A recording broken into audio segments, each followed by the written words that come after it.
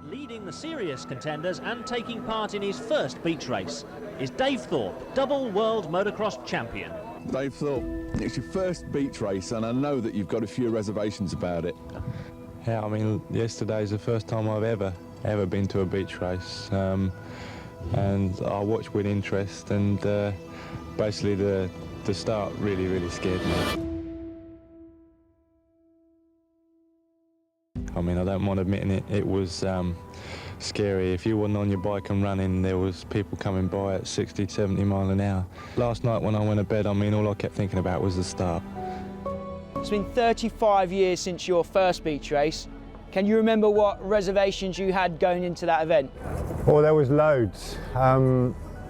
Very nervous, if I'm honest, because Dave Smith was a big part of doing my entry, a big part of Weston, and he said to me, Dave, you really need to do Weston. I'd been there and watched, I'd seen it all, the big ride through the town, so it's fair to say I was pretty apprehensive about riding. And your thoughts on the start in particular? Yeah, the start was always a worry because, you know, we had the big 500, no electric start. It was a bit of a Le Mans type thing. We had to run to the bikes, kick-start them. The factory Hondas were not easy to start at the best of times. You know, you always wanted to get top dead centre. So that was a particular relief for me when the bike fired up and off I went. It was really interesting.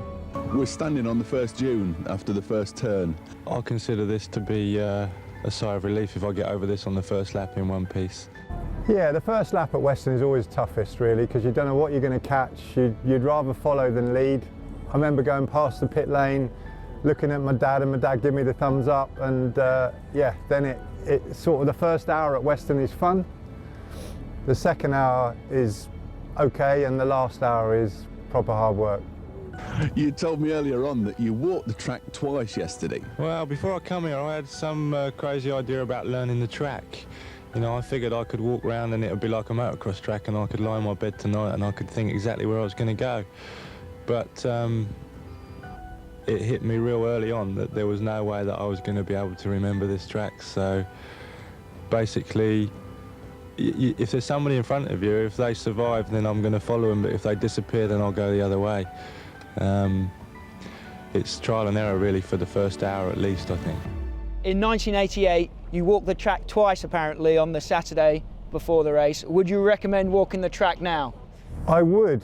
You know, one of the things that Todd Kellett is very good at this event is knowing the track very early on. I don't know if many people know, but he used to participate in the quad race on the Saturday just so that he had that vision on the first lap, because I always say to the kids, you can't win Weston Beach Race on the first lap, but you can definitely lose it.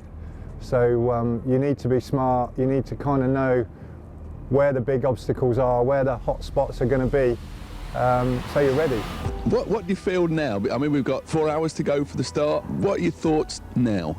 Same thing as yesterday, I mean the start. The rest of it I can handle, I can fall off, I can pick myself up, I can mix it with the boys, I can have a laugh, but the start, being hit at 70 miles an hour is no laugh. And I mean, as long as I'm on my bike and running with the rest, then I'll be happy. But the start, I mean, you know, I'll get a bit nervous before Grand Prix, I'll get wound up, but I'm really wound up about the start.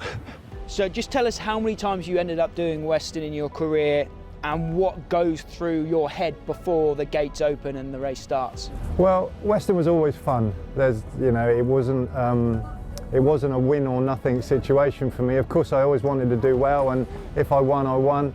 I've done it 4 times. I've had a first, a second, a third, and a DNF. Thoroughly enjoyed each and every one of them. At my time, I was up against Rob Meek, and he was always particularly good at Weston Beach Race. It was never an easy race for me. Apart from everything else that goes on at Weston, you know, Rob was always a very strong competitor.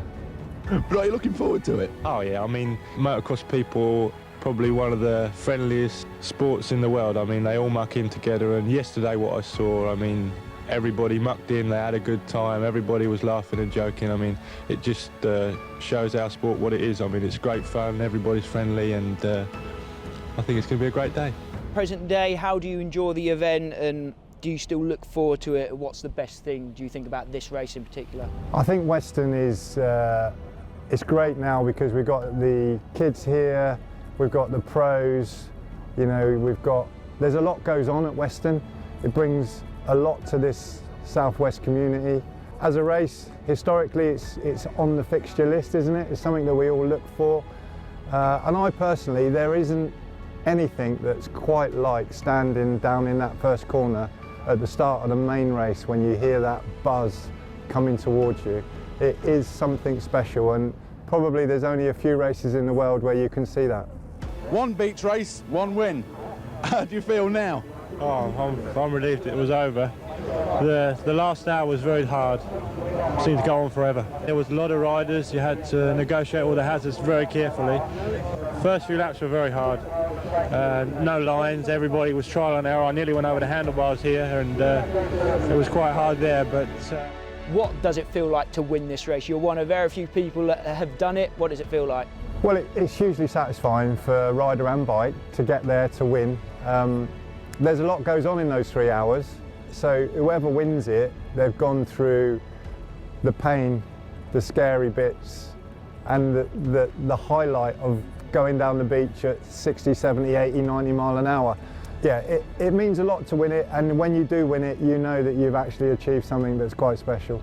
one thing I learned almost immediately is that you do not argue with a sidecar or a quad, because you never ever win. I touched one or two and I was off over there, and I thought, that's it, no way am I going anywhere near a sidecar or a quad. They're unbelievable. You can hit them at 30 mile an hour and they stay exactly where they are. And back in your day, you raced against quads and sidecars as well. What was that like? Different. I mean, I'm a big sidecar fan, so I grew up racing at motocross events with sidecars, and I thoroughly enjoyed that, following the sidecar wheel round, which was always the easy wheel.